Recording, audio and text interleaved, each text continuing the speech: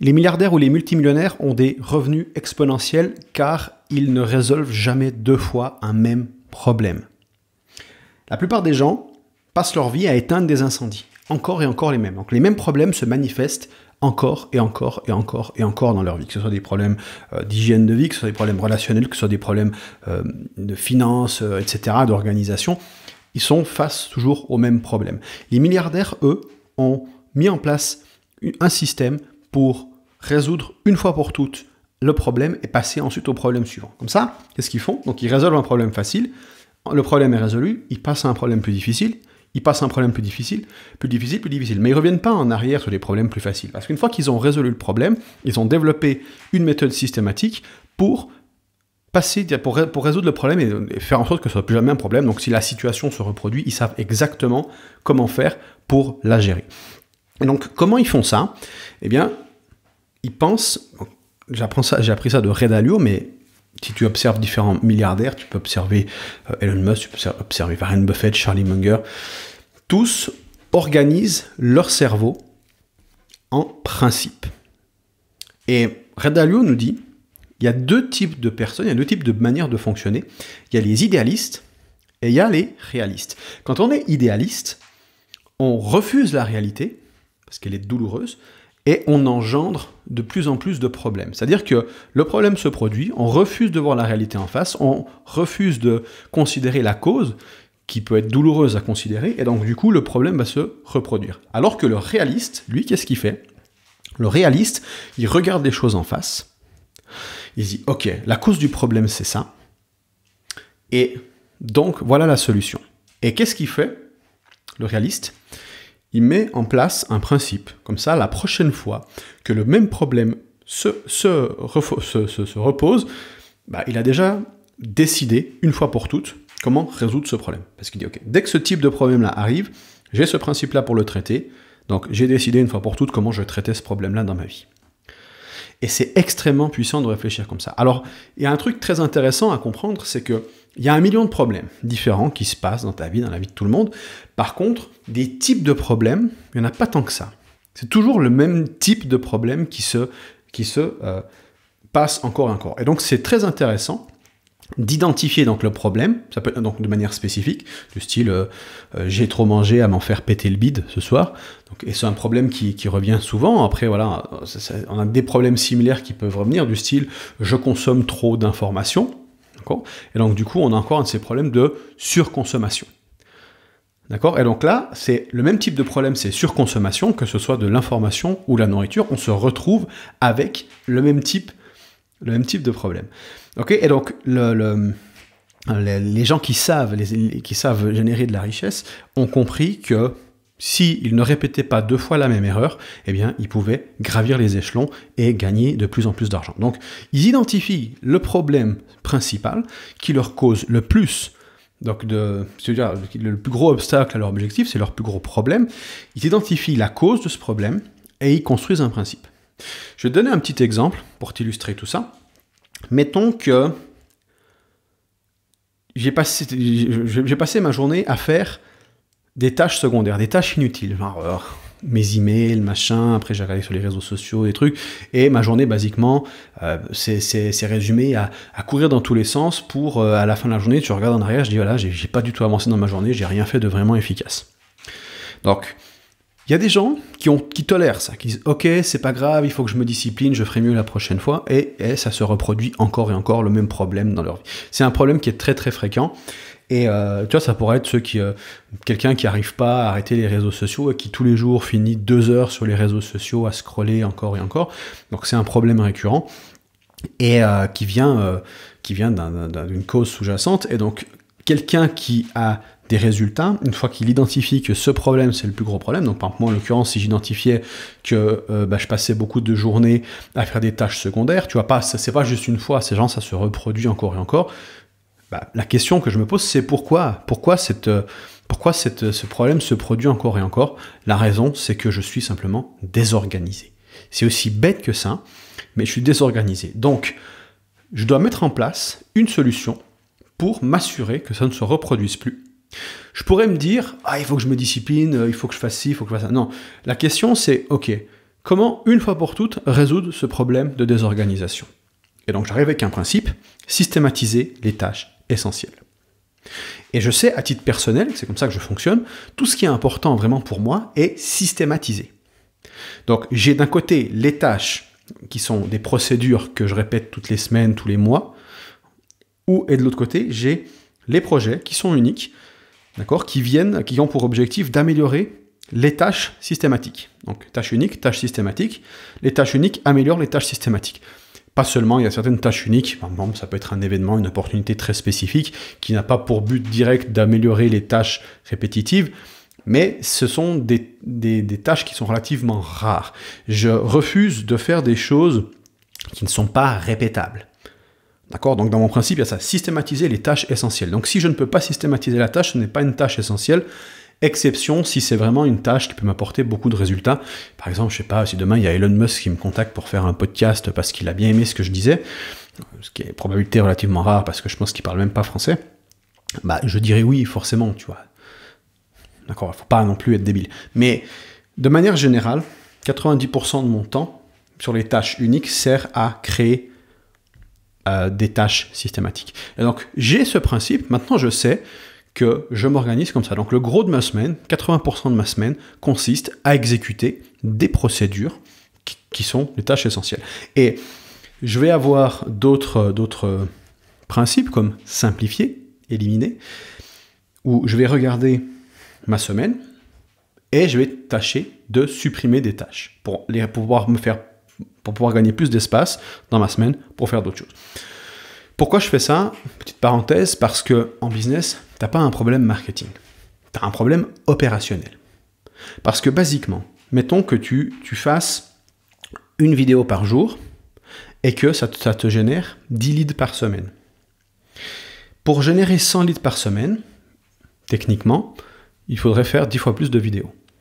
Donc si tu peux multiplier par 10 le nombre de vidéos que tu fais, potentiellement tu peux multiplier par 10 le nombre de leads que tu obtiens. Alors, dans la réalité, c'est pas tout à fait vrai, on a un rendement dégressif, mais le fait de faire plus de ce que tu fais déjà va généralement augmenter plus ou moins proportionnellement les retours que tu as. En publicité, si tu dépenses 100 balles, bah, tu mets 200 balles, tu obtiens plus ou moins 2 fois ce que tu as à 100 balles. Alors, encore une fois, il y a un rendement dégressif, mais on a une idée de base. Le problème, c'est que passer de 1 à 10 vidéos par jour, tu comprends tout de suite qu'en termes de temps que ça va te prendre, c'est absolument pas soutenable. Donc, on a un problème opérationnel. La question, c'est comment, avec la même vidéo, obtenir plus de résultats. Ou comment faire en sorte que la même vidéo me prenne 2 fois moins de temps à créer. Comme ça, je peux en faire 2 fois plus avec la même durée. C'est une question que je suis en train de me poser en ce moment, en organisant ces podcasts. Je suis en train de tester plein de choses là. Et donc, du coup, on essaie d'optimiser comme ça les tâches essentielles. Ce qui me permet, quand tu as systématisé tes tâches, vu que tu as une base le plus standardisée possible, eh bien, tu as beaucoup plus c'est-à-dire, dès que tu fais une optimisation, cette optimisation, elle se répercute sur toutes les semaines suivantes. Et tu optimises ton système comme ça. Ça peut paraître bête, mais ça, c'est extrêmement puissant. Combien de personnes ont mis ça en place? Donc, je bosse sur un calendrier et je systématise mes tâches. Ça, donc, systématiser les tâches essentielles. Et donc, je supprime les tâches non essentielles. Et basiquement, je résous mon problème de désorganisation parce que si je suis mon système qui s'améliore de semaine en semaine, qui devient de plus en plus simple et produit de plus en plus de résultats, eh bien, j'obtiens des résultats. D'accord? Donc, ça, c'est juste un principe que j'ai développé et que derrière, j'applique encore et encore dans ma manière de faire, ce qui fait que moi, les journées où je passe ma journée à faire des tâches secondaires, ça arrive encore mais rarement, donc c'est plus vraiment un problème, donc il y a toujours une marge d'erreur, tu as toujours des erreurs qui se produisent dans le système, mais si c'est des erreurs qui sont relativement rares, marginales, il y a une marge de sécurité, donc c'est une marge de tolérance, on peut dire, qui fait que c'est ok, tu vois, parce qu'optimiser plus le système pour empêcher que ça se produise demanderait beaucoup trop de ressources. Bref, ce que je veux dire, c'est que là où je veux en venir, c'est quand tu as un problème qui se passe dans ta vie, essaie d'identifier des autres problèmes similaires. Tu vois, comme le fait de consommer trop de nourriture, consommer trop d'informations, essayer. Il y a un trop plein de trop de trucs, tu vois. Je veux trop absorber de X, Y, Z. D'accord? Et donc, du coup, il y a une surconsommation. Quel principe tu peux développer pour gérer cette problématique-là? Ok? Et ça, c'est Ça, je te conseille vraiment de lire le livre de Ray Dalio, Life and Work, Principle Life and Work, parce qu'il explique exactement comment faire ça. Et c'est ce qui te permet de gravir les échelons et de gagner de plus en plus, parce qu'une fois que tu as mis en place tes principes et que tu as résolu des problèmes simples, tu peux déléguer ces problèmes-là et t'attaquer à des problèmes plus avancés, et plus avancés, et plus avancés. Et le jeu devient de plus en plus dur, mais tu es de meilleur en meilleur, donc du coup, au fur et à mesure où tu avances, la difficulté n'évolue pas pour toi. Tu as toujours une difficulté similaire, et tu es toujours dans du challenge. D'accord ? Et je vais conclure là-dessus, c'est que j'entends beaucoup d'entrepreneurs qui disent qu'ils ont besoin de variété, parce que sinon ils s'ennuient. La réalité, c'est que si tu systématises, ça te permet ensuite de monter d'un cran le jeu et donc d'avoir cette variété non pas horizontalement, mais verticalement. D'accord ? Au lieu de recommencer à zéro une nouvelle chose, puis une nouvelle chose, puis une nouvelle chose, et toujours être dans des problèmes similaires, mais dans des contextes différents, eh bien, on reste dans le même contexte, mais à des niveaux différents. D'accord ? C'est-à-dire que tu dis, ok, je fais toujours le même business, j'ai toujours la même niche, j'ai toujours le même produit, sauf qu'au lieu de délivrer moi-même le produit, maintenant, mon challenge, c'est d'organiser une équipe pour qu'ils délivrent le produit à ma place. Tu vois, alors que la plupart des gens vont créer une nouvelle offre. Non, reste sur la même offre, optimise-la, et ensuite, apprends à déléguer sur cette offre-là. D'accord ? Tu verticalement plutôt qu'horizontalement. Et tu vas avoir des nouveaux challenges qui vont apparaître, qui seront beaucoup plus intéressants que de créer une deuxième. Parce que tu vois, moi, la monotonie, je la trouve je dois refaire une offre, puis refaire. Donc finalement, ma vie se ressemble beaucoup parce que si je fais ça, parce que je dois chaque fois recréer une nouvelle offre, mais finalement, c'est la même problématique à chaque fois. Alors que créer une offre, et puis ensuite déléguer cette offre à d'autres personnes, et puis ensuite, je sais pas, ça pourrait être embaucher une C-suite, et puis faire un premier exit du business, comme ça le business tourne sans moi, et donc du coup, je deviens investisseur du business, tu vois. Et donc du coup, il y a bon, ça c'est pas encore à l'ordre du jour, mais tu vois, on gravit les échelons progressivement plutôt que d'aller de manière parallèle. Voilà. Et donc, le fait de systématiser ta pensée, moi, je trouve vraiment cette logique extrêmement puissante parce que, je veux dire, si dans ta vie, tu n'aimes pas avoir un problème, tu as envie de résoudre tes problèmes et d'avancer, eh bien, c'est la manière que je connaisse la plus efficace de faire ça. Donc, moi, ce que je te conseille de faire, c'est que tu fais un fichier de log. Tu sais, comme, imagine... les développeurs, qu'est-ce qu'ils font ? Ils ont leur sur GitHub, pour les geeks, ils ont les bugs qui sont déclarés, donc ils ont une liste de bugs. Et donc ces listes de bugs, c'est des erreurs du système. Donc dès que tu as un problème du style tu manges trop, ou bien tu as passé ta journée à faire des tâches secondaires, ou peu importe, ou bien tu as généré de la rancœur envers une personne, tout bug dans le système qui a provoqué une douleur. Tu fais un log, donc tu notes rapidement ce qui s'est passé avec un peu de contexte. Tu dis voilà, tel jour j'ai fait X, il s'est passé ça. Et tu as une liste.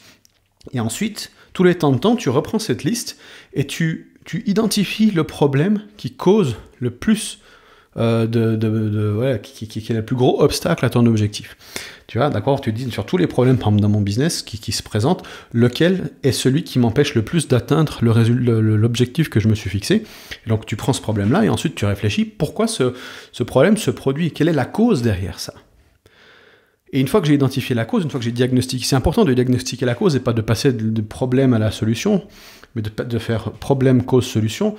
C'est parce que, imagine que je sais pas, tu as mal au cou, tu te dis, ok, j'ai mal au cou, la solution c'est de prendre des pastilles pour la gorge.